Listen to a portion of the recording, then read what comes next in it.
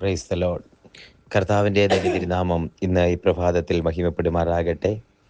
ഒരുമിച്ച് ദൈവപാദപീഠത്തിലായിരിക്കുവാൻ, ഒരു ആയുസ്സിൽ കാണാത്ത പുതിയ പ്രഭാതം, പുതിയ പുലരി കാണുവാൻ ദൈവമായ കർത്താവ് ആയുസ്സും ആരോഗ്യവും ബലവും തന്ന് നമ്മളെ വഴി നടത്തിയ കർത്താവിൻ്റെ സ്നേഹത്തിന് എല്ലാ മാനവും മഹത്വവും അർപ്പിച്ചുകൊണ്ട് അപ്പം തന്നെ നമുക്ക് തന്നിരിക്കുന്ന എല്ലാ നന്മകൾക്കും ദൈവകൃപയ്ക്കും ദാനത്തിനുമായി കർത്താവിന് നന്ദി കരയറ്റിക്കൊണ്ട് ഇന്നത്തെ ഈ പ്രഭാതം നമുക്ക് ദൈവജന ധ്യാന ചിന്തയോടെ ആരംഭിക്കാൻ തക്കവണ്ണം ഒരു വാക്യം വായിക്കാം.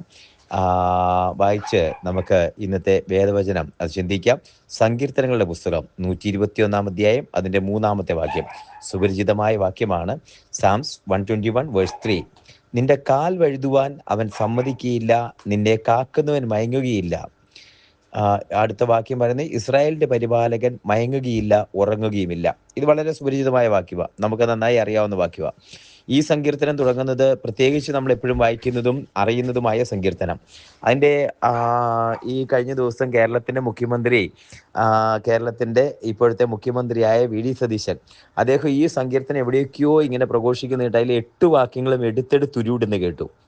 എന്നിട്ട് യേശു കർത്താവിനെ കുറിച്ചൊക്കെ എവിടെയോ ഏതോ സ്റ്റേജ് ഏതാന്ന് എനിക്കറിയില്ല, അത് പറയുന്നത് കേട്ടു. അപ്പൊ ഈ വാക്യത്തിനകത്ത് ഒരു വലിയ കാര്യമുണ്ട്, ഈ വചനത്തിനകത്തൊരു വലിയ കാര്യമുണ്ട്. ഈ വചനം നമ്മൾ എത്രത്തോളം കാണാതെ പഠിക്കുന്നു, എത്രത്തോളം അറിയുന്നു എന്നുള്ളതിലല്ല, ഇത് നമ്മുടെ ഹൃദയത്തിനകത്ത് അനുവർത്തിക്കുന്നു എന്നുള്ളതിലാണ് കാര്യം. എനിക്ക് തോന്നുന്നു സജിമാത് സാറിൻ്റെ എഴുത്തിലാണോ അദ്ദേഹത്തിൻ്റെ ഒരു ടോക്കിങ്ങിലാണ് അദ്ദേഹം പറഞ്ഞു കേട്ടിട്ടുണ്ട്.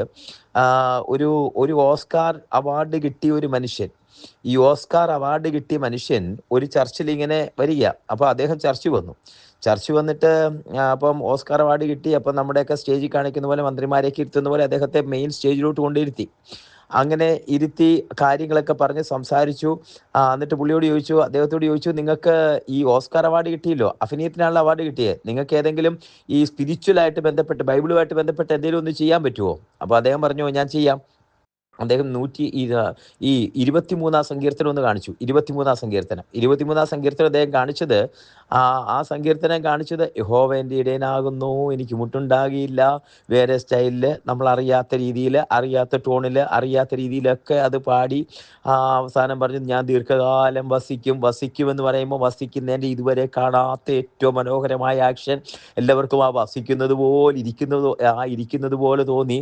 നന്മയും കരുണയും ആയുഷ്കാലം പിന്തുടരുന്നത് പോലെ തോന്നി. ശത്രുക്കൾ എന്നൊക്കെ പറയുമ്പോൾ ശത്രുക്കളെ അവരുടെ മുഖഭാവവും ഭാവവും ശത്രുവിൻ്റെ ഭാവവും എല്ലാം അതുപോലെ കാണിച്ചു. എല്ലാവരും എഴുന്നേറ്റ് നിന്ന് കൈയടിച്ചു. എല്ലാവരും പറഞ്ഞു, കൊള്ളാം, ഇതുപോലെ സങ്കീർത്തനം ഇതിനു മുമ്പ് കേട്ടിട്ടില്ല. അതുപോലെ അങ്ങ് അവതരിപ്പിച്ചു, അത്രയും നല്ലതായിട്ട് അവതരിപ്പിച്ചു. അപ്പോൾ ഇത് കഴിഞ്ഞപ്പോൾ അവിടുത്തെ ചർച്ചിലെ പാസ്റ്റർ ചോദിച്ചു, ഇത് ഓസ്കാർ അദ്ദേഹം കാണിച്ചു, എല്ലാവർക്കും ഇഷ്ടപ്പെട്ടു. നിങ്ങൾക്ക് ആർക്കെങ്കിലും ഇതുപോലെ ഒന്ന് കാണിക്കാമോ? ആർക്കെങ്കിലും ഇതുപോലെ ഒന്ന് ചെയ്യാമോ?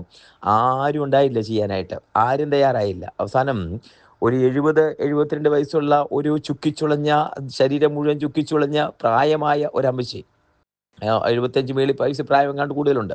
അപ്പോൾ ആ അമ്മച്ചി പറഞ്ഞു, എനിക്ക് അഭിനയിക്കാനൊന്നും അറിയത്തില്ല, എനിക്ക് മോഹമ്പ കാണിച്ച പോലെ ഓസ്കർ അവാർഡ് കിട്ടുന്ന പോലെ കാണിക്കാനൊന്നും അറിയത്തില്ല, പക്ഷെ ഞാൻ ഇതൊന്ന് പറയാം. അമ്മച്ചി ഫ്രണ്ടിൽ വന്നു. അമ്മച്ചി മുന്നേ വന്നിട്ട് അമ്മച്ചി ആ സങ്കീർത്തനം പറഞ്ഞു. അമ്മച്ചി പറഞ്ഞു, യഹോവ എൻ്റെ ഇടയനാകുന്നു, എനിക്ക് മുട്ടുണ്ടാകിയില്ല. എനിക്കറിയാം, ഐ നോ മൈ ഷെപ്പേഡ്, എൻ്റെ ഷെപ്പേഡ് എനിക്കറിയാം. ആ ഷെപ്പേഡ് കൂരിരുൾ താഴ്വരയിൽ കൂടി നടക്കുമ്പോൾ, ആ മരണത്താഴ്വരയിൽ കൂടി നടക്കുമ്പോൾ ഞാൻ ഒറ്റയ്ക്കല്ല, എൻ്റെ കൂടെ നടക്കുന്നവനാ, എന്നോടൊപ്പം നടക്കുന്നവനാ, എന്നെ കൈവിടാത്തവനാ. മുന്നോട്ട് വന്നോ, നന്മയും കരുണയും ആയുഷ്കാലമൊക്കെയും പിന്തുടരും. യഹോവയുടെ ആലയത്തിൽ ഞാൻ ദീർഘകാലം. അമ്മച്ചി പറഞ്ഞു, എൻ്റെ ആയുസ് 75, കൂടി വന്നാൽ 80, അല്ലെങ്കിൽ 85. ഇത് കഴിഞ്ഞ് ഇത് ടെമ്പർ ഇവിടുന്ന് മാറിക്കഴിഞ്ഞാൽ ആ ആലയത്തിൽ ഞാൻ ദീർഘകാലം വസിക്കാൻ പോവുക. അമ്മച്ചി പറഞ്ഞു. അമ്മച്ചി സ്റ്റേജിനെ കണ്ടില്ല, അമ്മച്ചി പിന്നിലിരിക്കുന്ന ആളുകളെ നോക്കിയില്ല. ആ അമ്മച്ചി പറഞ്ഞപ്പോൾ അമ്മച്ചി ഹൃദയത്തിൽ നിന്നാണ് പറഞ്ഞത്, കണ്ണ് രണ്ടും നിറഞ്ഞൊഴുകിയ അമ്മച്ചി പറഞ്ഞപ്പോൾ ആളുകളാരും കൈയടിച്ചില്ല, ആളുകളാരും ഹോയ് വിളിച്ചില്ല, ആളുകളാരും ജയ് ജയ് ഹുക്കൂക്ക് വിളിച്ചില്ല, ഒന്നും ചെയ്തില്ല. പക്ഷെ ഒരു സംഭവം ഉണ്ടായി, ആളുകളെല്ലാം കരഞ്ഞു. ആളുകൾ മുഴുവൻ കരഞ്ഞു. അവരറിയാതെ കണ്ണിൽ നിന്ന് കണ്ണുനീരൊഴുകി. അമ്മച്ചിയോട് ചേർന്നവർ പറഞ്ഞു, ആ ഇടയൻ എൻ്റെ ഇടയനാ, ആ ഇടയൻ ഞങ്ങളുടെ ഇടയനാ. ഇതാ ദൈവവചനം. പ്രിയരെ, ഇന്ന് ഈ വചനം കേൾക്കുമ്പോൾ അതിൻ്റെ പേരാ ദൈവവചനം എന്ന് പറയുന്നത്. ഇതാണ് ദൈവവചനം എന്ന് പറയുന്നത്. എല്ലാവർക്കും പറയാൻ പറ്റും, എല്ലാവർക്കും അഭിനയിക്കാൻ പറ്റും. പക്ഷെ ഹൃദയത്തിനകത്ത് നിന്ന് ആ പ്രമാണം നമ്മുടെ ഹൃദയത്തിനകത്തോട്ട് കയറുന്നതാ വചനം. ഇവിടെ ഈ വചനം പറയുന്നത്, നിന്റെ കാൽ വഴുതുവാൻ അവൻ സമ്മതിക്കുകയില്ല. ഈ വചനം എത്ര സ്വീറ്റാ! ആരോടാ പറയുന്നത്? യഹോവയെ കാത്തിരിക്കുന്നവരോട്. ഞാൻ എൻ്റെ കണ്ണുകൾ പർവ്വതങ്ങളിലേക്ക് ഉയർത്തി, എനിക്ക് സഹായം എവിടെ നിന്ന് വരും? എൻ്റെ സഹായം ആകാശത്തെയും ഭൂമിയും ഉണ്ടാക്കിയ യഹോവയിൽ നിന്ന് വരുന്നു. എല്ലാവർക്കുമുള്ളൊരു സങ്കീർത്തനമല്ലത്. ആരാണ് ആ മുഖത്തേക്ക് മാത്രം നോക്കുന്നത്? ഈ വചനം പ്രസക്തമാണ്. കാരണം ഇന്ന് ഈ ദൈവത്തെ, മറ്റേ ദൈവത്തെ, അടുത്ത ദൈവത്തെ അതല്ല. ആരാണ് ഈ ദൈവത്തെ മാത്രം, ഈ ദൈവത്തെ മാത്രം നോക്കുന്നത്, ഈ യേശുവിനെ മാത്രം നോക്കുന്നത്, ഈ ഏക സത്യ ദൈവത്തെ മാത്രം നോക്കുന്നത്, അവനുള്ളതാ സങ്കീർത്തനം. ആ അങ്ങനെയുള്ളവർക്കുള്ളതാ. അങ്ങനെ ഹൃദയത്തിനകത്ത് ന്യായപ്രമാണത്തെ സംഗ്രഹിക്കുന്നതിനുള്ളതാ സങ്കീർത്തനം. നിന്റെ വചനം കാലിന് ദീപവും പാതയ്ക്ക് പ്രകാശവുമാണ്. വചനം സംഗ്രഹിക്കുന്നതിനെ കുറിച്ച് പറയുന്നു, അവൻ ആറ്റിരിക്കുന്നത് നട്ടിരിക്കുന്നത് തക്ക കാലത്ത് ഫലം കായ്ക്കും, നീലവാടാത്ത വൃക്ഷം പോലിരിക്കും. ന്യായപ്രമാണം അനുസരിക്കുന്നതിനെ കുറിച്ചാണ് പറയുന്നത്. അനുസരിക്കുന്നതിനെ കുറിച്ചാണ് പറയുന്നത്. കാര്യസാധ്യത്തിന് വേണ്ടി, അല്ലെങ്കിൽ ഇന്നിവിടെയും നാളെ മറ്റൊരിടത്തും മറ്റ് ആ ദൈവവും അവിടുത്തെ എല്ലാ ദൈവത്തെക്കുറിച്ചല്ല പറയുന്നത്. ഇതൊരൊറ്റ ദൈവമുണ്ട്, ഏക സത്യ ദൈവമുണ്ട്. ആ ദൈവത്തിന്റെ മുഖത്തേക്ക് മാത്രം നോക്കുന്നു. വേറൊരു ഇടമില്ല, വേറെ ആശ്രയിക്കാനൊരു ഇടമില്ല. Trust only to Jesus. ഞാൻ എൻ്റെ കണ്ണ് പർവ്വതത്തിലേക്ക് നോക്കുന്നു. എൻ്റെ സഹായം എവിടെ നിന്ന് വരും? എൻ്റെ സഹായം ആകാശത്തെ ഭൂമിയെ ഉണ്ടാക്കിയ യഹോവയെങ്കിൽ നിന്ന് മാത്രം വരുന്നു. അവനോടാ പറയുന്നേ, നിന്റെ കാൽ വഴുതുവാൻ സമ്മതിക്കത്തില്ല.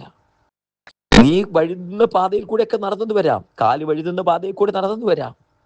നീ പോകുന്ന പാതകൾ ചിലപ്പോൾ വഴുതി പോകുന്ന പാതകളായിരിക്കാം, പക്ഷെ നിന്റെ കാൽ വഴുതുവാൻ അവൻ സമ്മതിക്കുകയില്ല. നിന്നെ കാക്കുന്നവൻ മയങ്ങുകയില്ല, ഇസ്രായേലിന്റെ പരിപാലകൻ ഉറങ്ങുകയില്ല. അടുത്ത വചനം, അവൻ നിന്റെ പ്രാണനെ പരിപാലിക്കും. ആരോടാ പറയുന്നത്?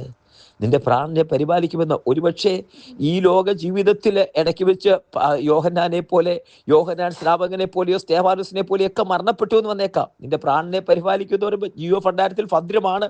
ദൈവം തന്നെ ആയുസ്സില്, ആ ശുശ്രൂഷയില് പ്രാണനെ പരിപാലിക്കും. അതിവിടെയല്ല. ഇത് കഴിഞ്ഞാൽ, ഈ ലോക ജീവിതം കഴിഞ്ഞാൽ ആത്മാവിനെ പരിപാലിപ്പിക്കപ്പെടുന്ന ഇടമുണ്ട്, പ്രാണനെ പരിപാലിക്കുന്ന ഇടമുണ്ട്. ഇവിടെ മാത്രമല്ല, നിത്യതയിലേക്ക് അവൻ നിന്റെ പ്രാണനെ പരിപാലിക്കും. അവൻ നിന്റെ ഗമനത്തെയും ആഗമനത്തെയും ഇന്നു മുതൽ എന്നേക്കും പരിപാലിക്കും. ഇത് ഹൃദയത്തിനകത്തോട്ടങ്ങ് ഇറങ്ങട്ടെ. ആഴത്തിൽ ഈ വചനം നമ്മുടെ അന്തരംഗത്തിലേക്ക് ഇറങ്ങി, നമ്മുടെ അന്തരംഗത്തെ ത്രസിപ്പിക്കുന്ന, അന്തരംഗത്തെ തൊടുന്ന, നമ്മുടെ ഹൃദയത്തെ തൊടുന്ന ഒരു വചനമായിട്ട് മാറട്ടെ. അവിടെയാണ് ഈ വചനത്തിന് പ്രസക്തിയുള്ളത്. അവിടെയാണ് ഈ വചനം ഹൃദയത്തെ സ്പർശിക്കുന്നത്. അവിടെയാണ് ഈ വചനം ഫലം കായ്ക്കുന്നത്. എല്ലാവർക്കും പറയാം, എല്ലാവർക്കും അഭിനയിക്കാം, എല്ലാവർക്കും നല്ല ഈ വാക്യങ്ങളെടുത്ത് ലോകത്തിലെ ഏറ്റവും നല്ല പ്രസംഗങ്ങൾ അവതരിപ്പിക്കാം. നല്ല ഇച്ചിരി പാണ്ഡിത്യവും ഇച്ചിരി ഓർമ്മശക്തിയും ഒക്കെ ഉള്ളവർക്ക് ഏറ്റവും നല്ല പ്രസംഗം, എല്ലാവരും കൈയടിക്കുന്ന, ഓസ്കാർ അവാർഡ് കിട്ടിയ മനുഷ്യനെ പോലെ ഇരിക്കുന്ന സ്റ്റേജിനെ മുഴുവൻ ഇളക്കി മറിക്കാം. നമ്മുടെ ഇന്നത്തെ ഭാഷയിൽ പറഞ്ഞാൽ അവരെ മുഴുവൻ ഇളക്കി മറിക്കാം. അതല്ല ഇത് ഈ വചനം കേൾക്കുമ്പം അതല്ല കുഞ്ഞേ, മറിച്ച് ഹൃദയത്തിനകത്തേക്ക് ഇതിറങ്ങട്ടെ. അപ്പോൾ ആ ഓസ്കാർ അവാർഡ് കിട്ടിയ മനുഷ്യനോട് ചോദിച്ചു, നിങ്ങൾ തമ്മിലുള്ള വ്യത്യാസം എന്താ? ഓസ്കാർ അവാർഡ് കിട്ടിയ മനുഷ്യനോട് ചോദിച്ചു. അമ്മച്ചി പറഞ്ഞപ്പം ആളുകൾ കരഞ്ഞു. നിങ്ങൾ പറയുമ്പോൾ ആളുകൾ എഴുന്നേറ്റ് കൈയടിച്ചു. എന്താ അതിനുള്ള വ്യത്യാസം? ആ ഓസ്കാർ അവാർഡ് കിട്ടിയ മനുഷ്യൻ ഇങ്ങനെ പറഞ്ഞെന്നാ പറയുന്നേ. അദ്ദേഹം പറഞ്ഞു, എനിക്ക് ആ സങ്കീർത്തനം കാണാം. ഐ നോ ദാറ്റ് സാംസ്. എനിക്ക് ബൈ ഹാർട്ട് ആ സങ്കീർത്തനം അറിയാം. പക്ഷെ അമ്മച്ചിക്ക് സങ്കീർത്തനമല്ല അറിയാവുന്നത്. അമ്മച്ചിക്ക് അമ്മച്ചിയുടെ ഷെപ്പേഡിനെ അറിയാം, അമ്മച്ചിയുടെ ഇടയനെ അറിയാം, അമ്മച്ചിയുടെ യഹോവയെ അറിയാം. അതാ വ്യത്യാസം. ഈ വചനം കേൾക്കുമ്പോൾ നമുക്ക് നമ്മുടെ ഇടയനെ, നമ്മുടെ യഹോവയെ, എനിക്ക് സഹായം എവിടെ നിന്ന് വരും? ആകാശത്തെയും ഭൂമിയെ ഉണ്ടാക്കിയ യഹോവയെങ്കിൽ നിന്ന്. ആ യഹോവയെ അറിയുന്നവരായി മാറട്ടെ. സങ്കീർത്തനം കാണാതെ അറിയുകയും അതിൻ്റെ കയ്യടി മേടിക്കുകയും ചെയ്യുന്നവരല്ല, മറിച്ച് യഹോവയെ നമ്മുടെ വേദനയിൽ, നമ്മുടെ പ്രതിസന്ധിയിൽ നമ്മൾ കർത്താവിനെ അറിയുന്നവരായി, യഹോവയെ അറിയുന്നവരായി മാറട്ടെ. ദൈവകരങ്ങളിലേക്ക് സമർപ്പിക്കാം, ഒരുമിച്ച് പ്രാർത്ഥിക്കാം. സ്വർഗീയ പിതാവേ, ജനത്തെ അനുഗ്രഹിച്ച് പ്രാർത്ഥിക്കുന്നു. വചനം കേൾക്കുന്ന സർവ്വപേരെയും അനുഗ്രഹിക്കുന്നു. അങ്ങയുടെ നാമത്തിൽ ജനത്തെ അനുഗ്രഹിച്ച് പ്രാർത്ഥിക്കുന്നു. അസാധാരണ സാന്നിധ്യത്താൽ നിറയ്ക്കുന്നു. ദൈവകരം കൂടിയിരിക്കുന്നതിനായി സ്തോത്രം. ജനത്തെ അനുഗ്രഹിക്കുന്നപ്പാ കർത്താവെ, ഈ വചനം കേട്ട് എല്ലാവരെയും അനുഗ്രഹിക്കണം. ഒരു വചനം കാണാതറിയുന്നതല്ല, മറിച്ച് അത് അത് ഹൃദയത്തിനകത്ത് പതിക്കപ്പെടുന്നത്, ഹൃദയത്തിനകത്ത് അത് ഉരുവാകുന്നത്, ഫലം കായ്ക്കുന്നത്, നല്ല നിലത്ത് വീണ വിത്തുപോലെ 30, 60, 100 മേനിയായി വളരുന്നത്. അതങ്ങനെ സംഭവിക്കട്ടെ. ദൈവകരങ്ങളിലേക്ക് സമർപ്പിക്കുന്നു. ഒരുമിച്ച് പ്രാർത്ഥിക്കുന്നു. തൃക്കരങ്ങളിൽ സമർപ്പിക്കുന്നു. പ്രാർത്ഥന കേട്ടിരിക്കാൻ സ്തോത്രം. എല്ലാവരെയും അനുഗ്രഹിക്കുന്നു. കർത്താവ് കൂടിയിരിക്കുന്നതിനായി സ്തോത്രം. വചനം കൊണ്ട് നിറയ്ക്കണം. യേശുവിൻ നാമത്തിൽ തന്നെ. ആമേൻ, ആമേൻ, ആമേൻ. കർത്താവ് എല്ലാവരെയും അനുഗ്രഹിക്കട്ടെ. നാളെ നമുക്ക് വീണ്ടും കാണാം. അതുവരെ കർത്താവിൻ്റെ വിശാലമേറിയ ചെറുകടിയിൽ നമ്മൾ മറയ്ക്കപ്പെട്ട് പറയാകട്ടെ. God bless you and thank you so much.